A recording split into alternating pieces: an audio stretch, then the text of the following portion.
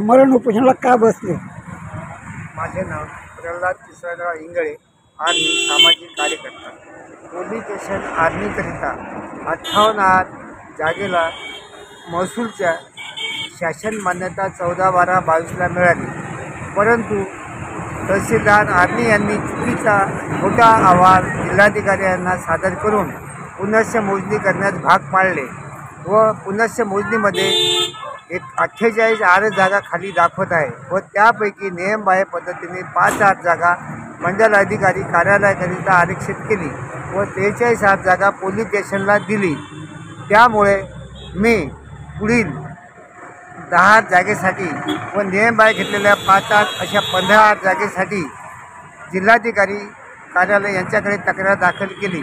तदनंतर मी 2 ऑक्टोबर 2023ला आमरण उपोषणाकरिता यवतमाळला बसलो असता जिल्हाधिकारी यांच्या समक्ष तहसीलदार यांनी 10 जागा मोजून देतो असे सांगितले व 5 जागा पोलीस स्टेशनला आरक्षित केलेली सोडून देतो असे सांगितले.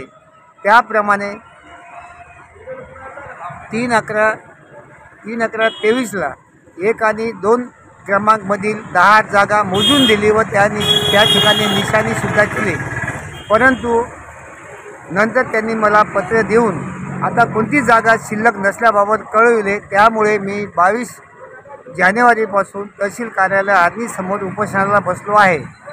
परंतु आज दिनांक 6 फेब्रुवारी 2024पर्यंत कोणत्या प्रकारची कारवाई न झाल्यामुळे मी 2/2/24ला आत्मदानाचे निवेदन दिले व 9/2/2024ला आत्मदान करणार असे ठरविले.